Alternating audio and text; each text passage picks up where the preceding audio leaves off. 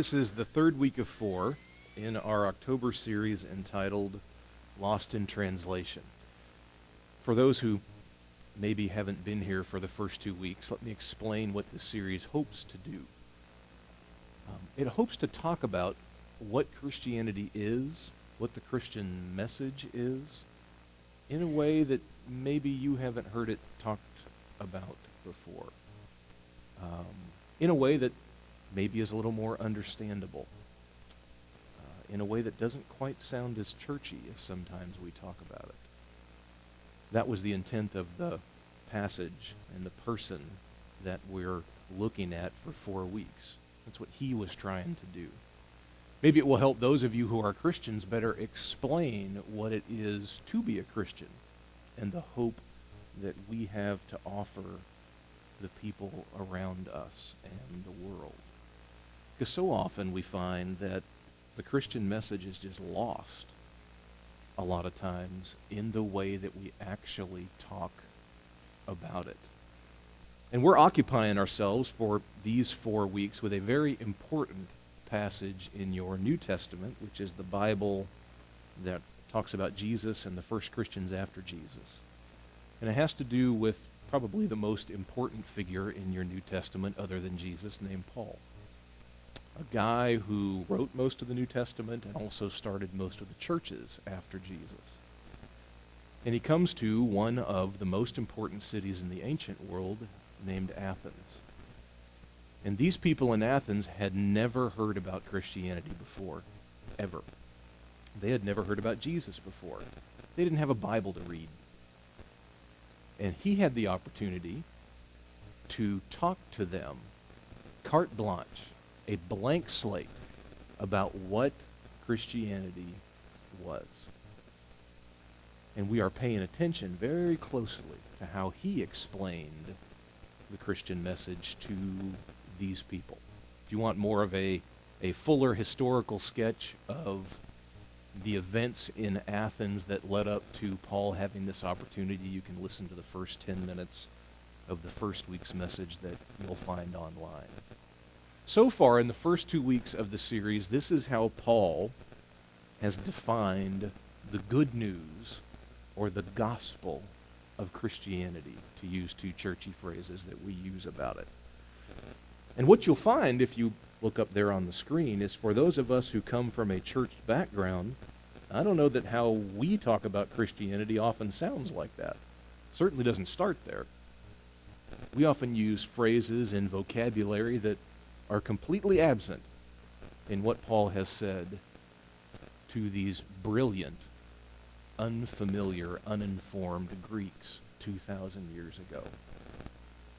He starts by being a very careful observer of the lives and the culture around him. And he says, you know what? No matter who you are, you can always find around you the way that the people and the culture are trying to reach out to God because they have innate, inherent spiritual sensibilities that you can build on.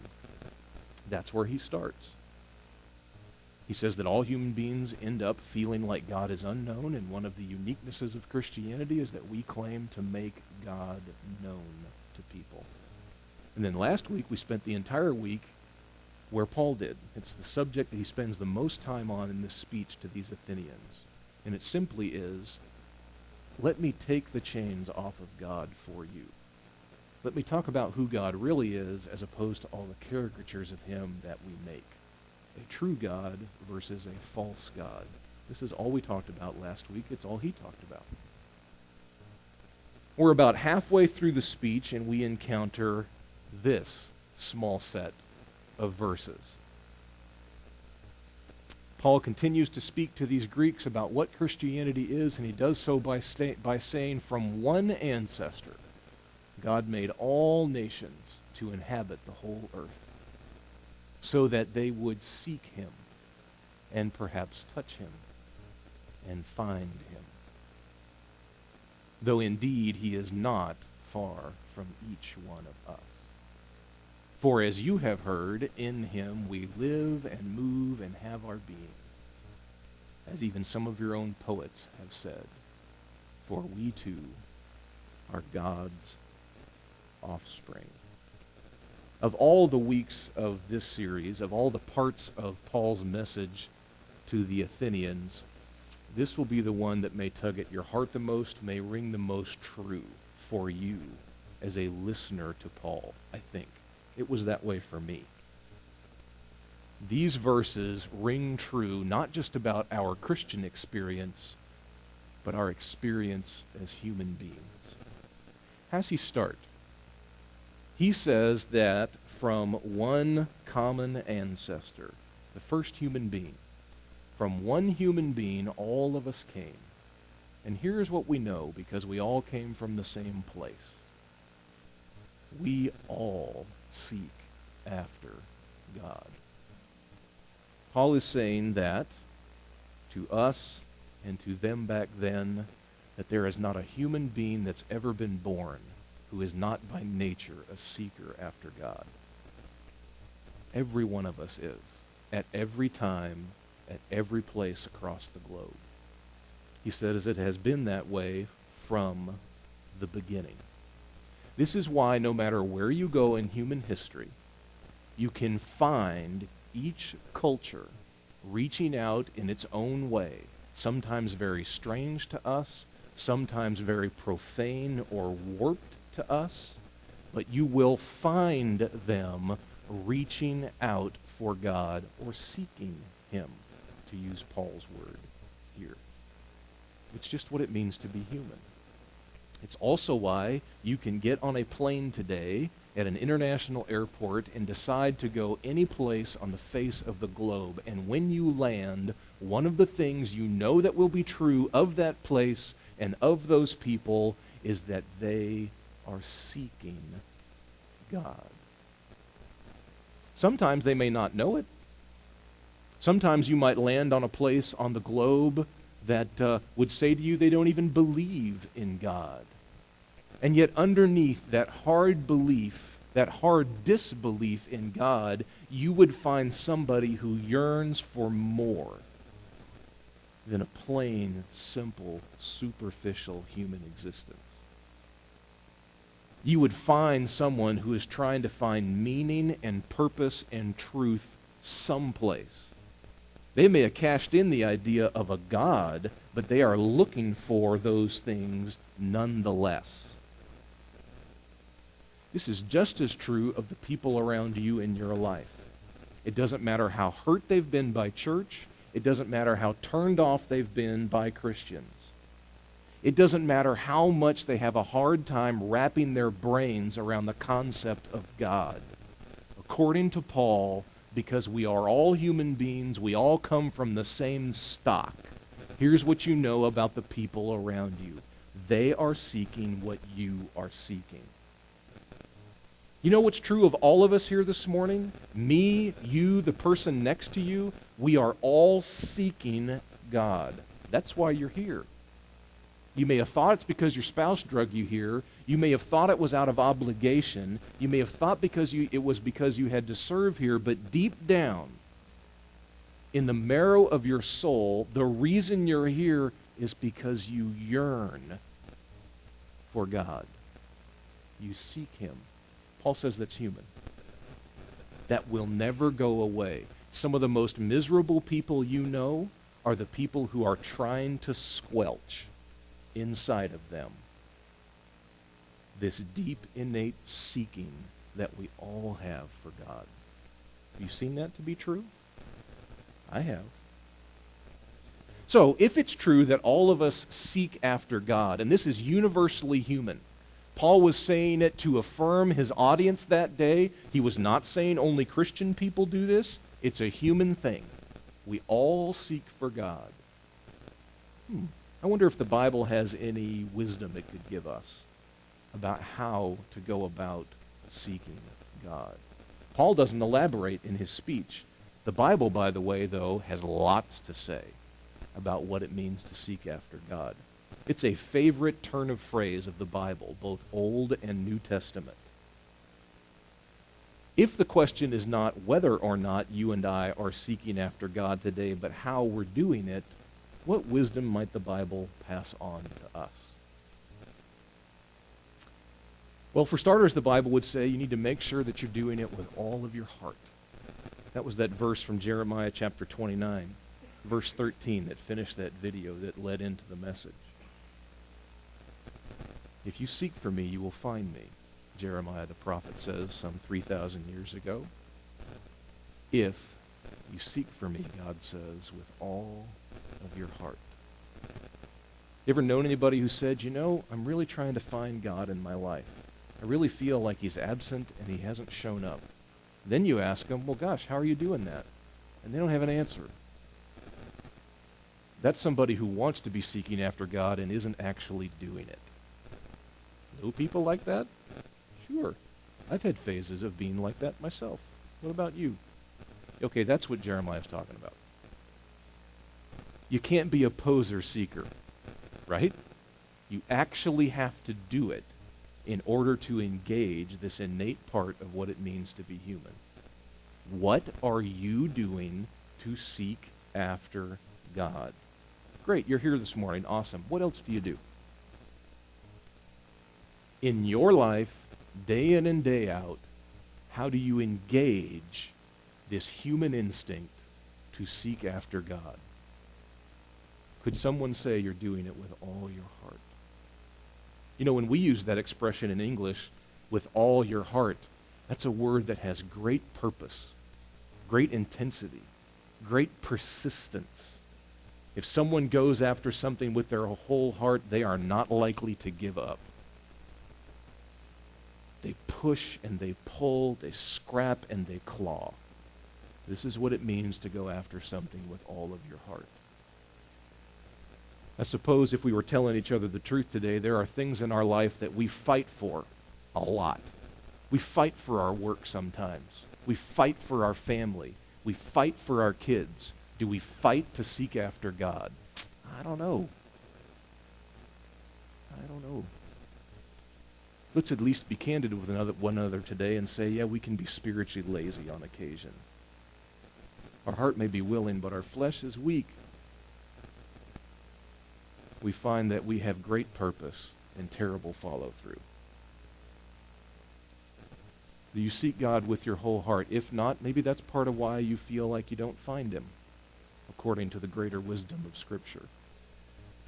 All of these passages, by the way, that I mentioned behind these three ideas, and these three ideas are not exhaustive. The Bible has a lot more to say about seeking God than these three things. These are in the weekly Scripture suggested readings on the front page of your leaflet, so you can check them out for yourself. In Deuteronomy chapter 4, beginning in verse 26, Moses identifies, some 3,500 years ago, another thing that might be helpful when you think about seeking God. Here it is. You know when people tend to seek God the most? In his case, in Deuteronomy 4, he's referring to the nation of Israel and how they will go about seeking God together. Know when it is? It's when you hit rock bottom. In Deuteronomy chapter 4, beginning in verse 26, he says that when Israel has everything fall apart around them, when they begin to suffer the consequences of their own decision, you know what's going to happen to them? They will then begin to seek God. Have you seen that to be true in your life? Have you seen that to be true in the lives of people around you? I'm a pastor. I'll tell you, I see it all the time. Usually when somebody calls me up and says, hey, you know, can we catch coffee? I need to talk about something. It's not because they're happy.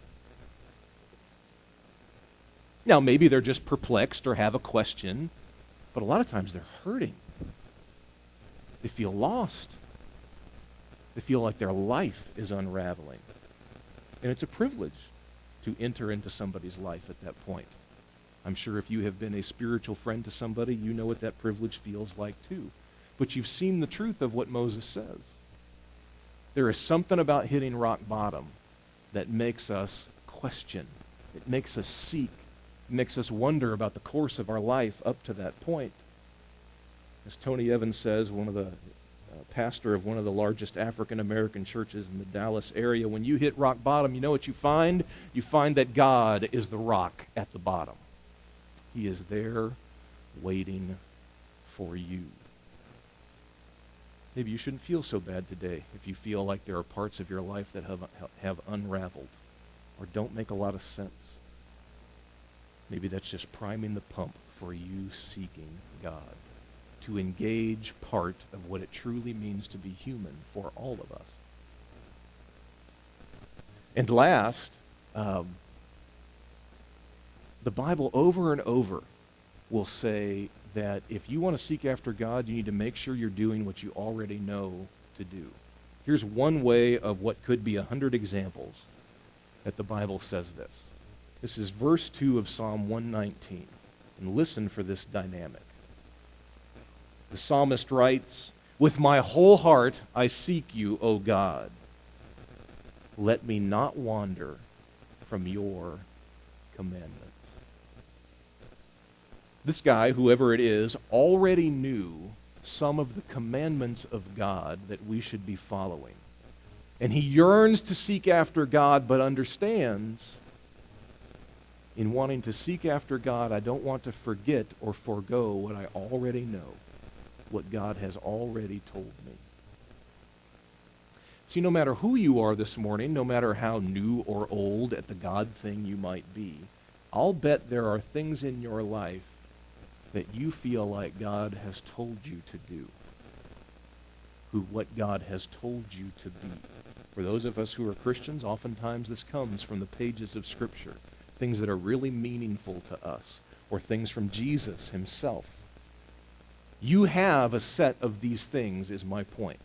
There are things in your life today that you already feel like God has laid upon you to do. The wisdom of Scripture would say you need to make sure you don't forget those things. Because it's not fair to ask God for what's next if you're not going to do what he's already told you to do. It just doesn't work that way.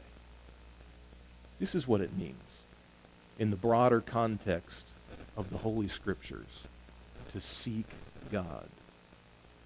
And it does not matter who you are this morning. Your human soul longs to seek God. How will you do that? If you return to those verses, Paul says that all human beings at all times, meaning his audience that day, us today, just the same, we all, look at the movement, we all seek God so that we might perhaps touch and find him. Touch and find him. That is a great word choice by St. Paul. The word touch. Touch is an intimate word. Touch is a physical word. Touch is a tangible word. Here's how your Bible uses that word touch. And this will show you how physical, tangible, and intimate it can be. Luke chapter 24 tells us that after Jesus was raised from the dead, he appears to his disciples, and they freak out, like any of us would. And they think he's a ghost. And Jesus says to them, relax, fear not, come and touch me, and see that I am real. I am right here with you. That's what it means to touch. There's an irony here, by the way. If you were here last week, you'll get the irony. Last week, we talked about all the ways in this speech Paul gives to the Athenians that he goes after his audience for diminishing God or making God smaller than God really is. And one of the ways people do that is in his day they make idols. We do today as well. For them, oftentimes, it looked like little statues or little figures someplace that they would worship. The irony is, you know why people do that both then and now? Because they want to touch God. That's why. It's what he's talking about. The reason people 3,000 years ago that make us scratch our head and go, why on earth would somebody make a little golden god and worship it? It makes no sense to me. It's because they're human and they want to touch God and feel his presence and his closeness. That's why. It may not be right, but it's understandable. You know why people in modern America deify romance and the other sex? It's for the same reason, because they want to be able to touch it and feel it. And so we make out of each other Wives, boyfriends, husbands, girlfriends, we make out of each other gods because at least we can touch each other. That's why it goes on. It's also why we fall in love with money, because you can touch what money does for you. Paul says we all yearn to touch a God who is by definition not touchable. You see that? This is what it means to be human. Here's how a psalm in your Old Testament talks about this deep pang of the human heart, one that you have and one that I have. Psalm chapter 42, verse 1 says, "As the deer longs for the stream, so my soul longs for you, O God." Picture that in your mind. There's a deer that's been running through the wilderness. It's panting. It's thirsty. It may be dizzy from a lack of water. And every cell in its body longs for cool stream water. That's how you and I feel about God too. And maybe sometimes you ignore that. Maybe sometimes you do really good at staying busy enough or filling your life to forget that. But you can't step on that or squelch that or stuff that down enough to ignore it your entire life.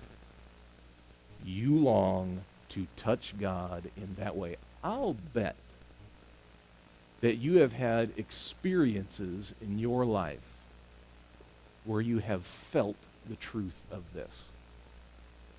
Though God is spiritual, immaterial, impossible to touch, you have sensed his closeness in a way that was almost indescribable. Though he was unseen, it was like he was right next to you. Though he is not touchable, he touched you in a way that no one physical ever has. I'll bet you've had moments like that. For some, maybe it comes through nature. Through some, maybe it comes through prayer. For some, maybe it comes through a life-changing conversation. For some, it comes through insight that you gain through reading or through the Scripture. For some, it comes through a great act of service that you did for someone that required great sacrifice of you. Or maybe it came through a way somebody served you that required them great sacrifice. The answer will be different for every one of us, and odds are you have more than one moment to look at. My point to you is you have those moments when you felt like you touched God himself. And Paul would say, settle for no less. Every human being you know wants that. They're trying to convince themselves perhaps they don't. They're trying to make themselves happy in other ways, but they are all that deer in the wilderness who longs for divine water. There are people who go to church for decades and never realize that's the point. They sing their songs, they serve in Sunday school, and they don't get it. It's about divine encounter, divine touch. For those of us who are Christians, we have to back up and say, wow, if my experience of God is not like what Paul's describing here, then maybe I need to rethink things. Maybe I need to seek more earnestly. Maybe I need to be a little more purposeful and serious about this. Maybe I've been settling. We are all wired to seek God and to be touched by him. And if all this has not been remarkable, if all this has not told the truth about your life and my life and what we really long for, I think Paul's next phrase is truly eye-opening, extraordinary, and often for some of us hard to swallow. Paul says to these ancient Greeks and to us today, let me tell you about what it means to be human. All of us seek after God, All of us long to be touched by or to touch and find him. And here's the good news. He is not far from any one of us, Paul says. He is not far from any one of us. Huh. Let's process that together. God is not far from any one of us. Maybe you'll agree with the great American poet Emily Dickinson, who said, I've heard God is everywhere, but to me he seems like a bit of a recluse. Maybe your experience of God would seem that way to you. Or maybe you think to yourself, God's close to me, but boy, that friend I got of mine, that crazy drunk uncle in my family, the cousin who can't figure out how to make life work, God is not close to him. God is not close to her.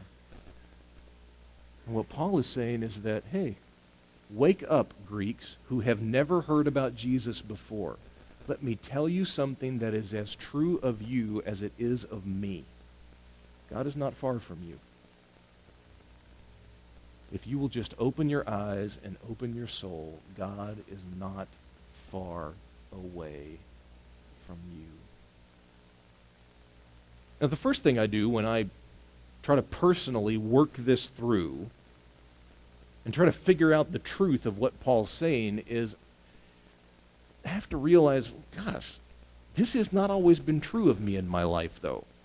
There are times that God has not seemed close to me, near to me. There have been times where it seemed like God was a long way away from me. Wonder why that is. One of my favorite Catholic writers, a Franciscan lady who teaches biology at Georgetown, is named Ilia Delio. And she says, one of the reasons you don't find God is you're looking for the wrong God. It makes sense. What she means is, if you're looking for a God whose sole purpose in life is to make you happy all the time, you know what? You're never going to find that God, because that ain't what God's like. If you're looking for a God whose sole purpose is to bless you in all the ways your little selfish heart can think of, guess what? You're not going to find that God, because that ain't what God's like. See it? If you're going to look for a God who's going to confirm to you all the ways you feel guilty or ashamed of who you are, you're not going to find that God, because that's not how God works. If you're going to look for a God who is going to withhold from you the grace that he wants to give you, or withhold from other people that you don't like the grace he wants to give them, guess what? You're not going to find that God either, because that's not what God's like. Oh, light bulb for me. Maybe not you, for me. When I read that, I'm like, holy cow, this explains a lot. I had been looking for the wrong God a lot of my life. No wonder I didn't find him. And here I was blaming him for being absent, for being AWOL on the job. And I was just looking in the wrong place, because that's not what he's like. Maybe it is, though, that the reason you feel like God is far away sometimes is that you want answers to questions that he thinks are far less important than you do. Ever had that happen? Man, I need to make this career change. I need to figure this out in the next 6 months. And if I don't figure this out in the next 6 months, I don't know what I'm going to do. I understand that there may be some immediacy on your part when you consider that decision, but you need to understand from God's perspective, there are other things about you that he's way more interested in, like your character, like your relationship with him, like the way you love your family and your neighbors. And your career and how you provide for your family is important, sure, but they are outranked by those things. So if you're asking him questions that you think are superlative and in his mind aren't as high on the list, you can see why sometimes you feel like you miss him or are looking in the wrong place. Follow me? God is not far from any of us. There's a story that has circulated for, to the best of my knowledge, at least 1,000 years. And it's something you can find all over the globe. There's a version of this that's pretty much anywhere in any culture. And it gets to the heart of what Paul is saying here when he says that the God you seek and the God I long to touch is not far from any of us. It gets at what that means. Here's the story. It's a great story. So there's this man who has spent his entire life trying to find God. He has prayed, he has meditated, he has sacrificed, etc., etc., etc. And he finally gets frustrated. And he says, you know what? I have done all this. I have invested decades of my life in this, and I have never found God. And so therefore I am going to conclude that God either doesn't care or God doesn't exist.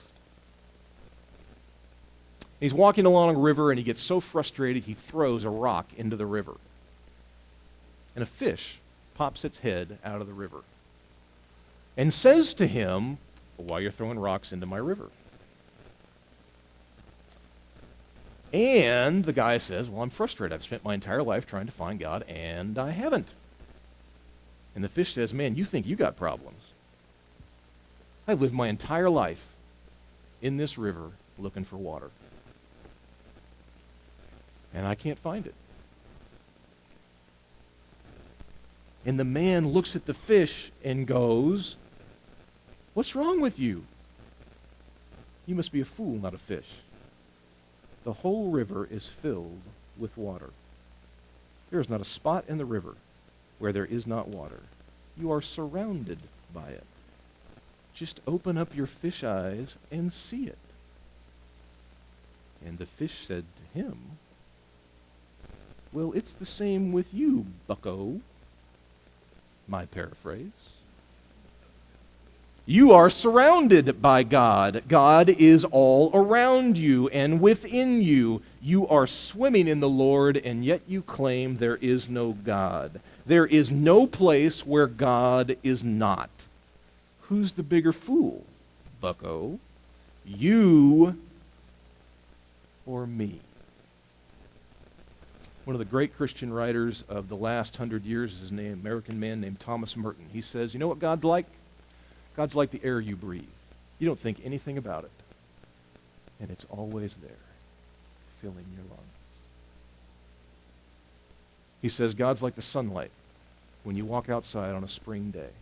You enjoy it, you love its warmth, and you never think twice about it. God is everywhere. St. Augustine of old wrote 1,700 years ago, here's what you know about God. God is closer to you than you are to yourself. That's how near God is.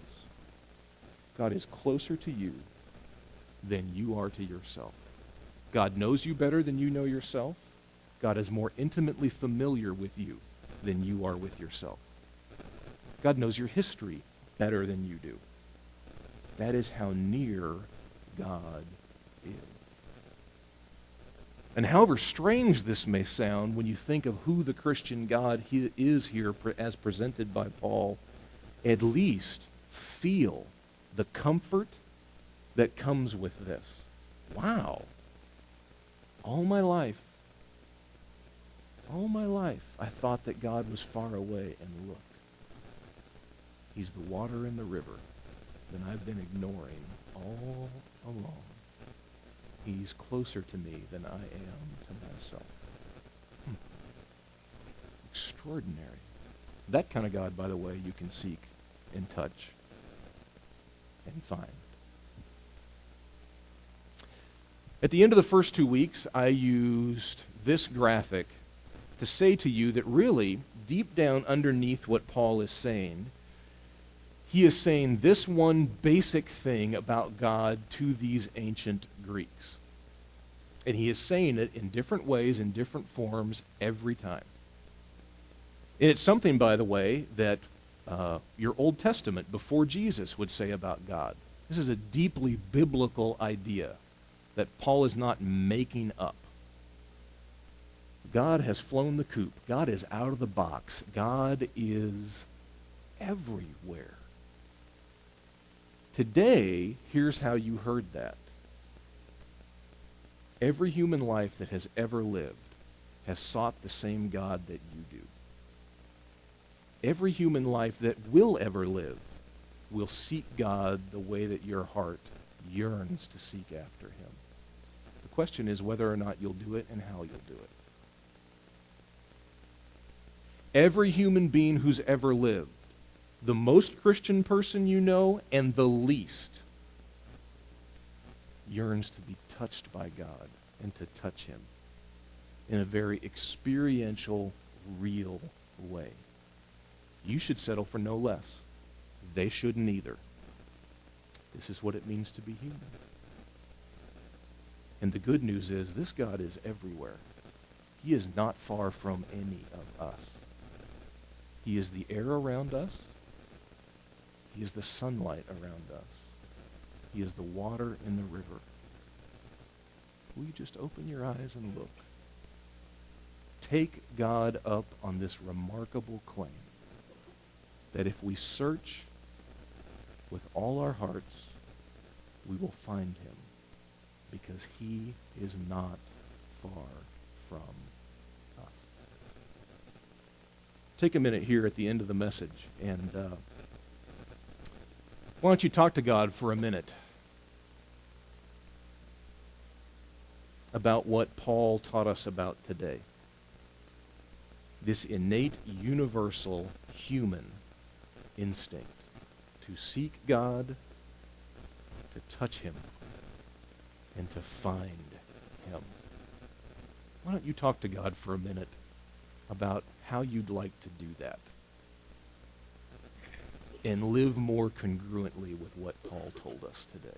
And after I give you a minute in the quiet to do that, I will pray for us all.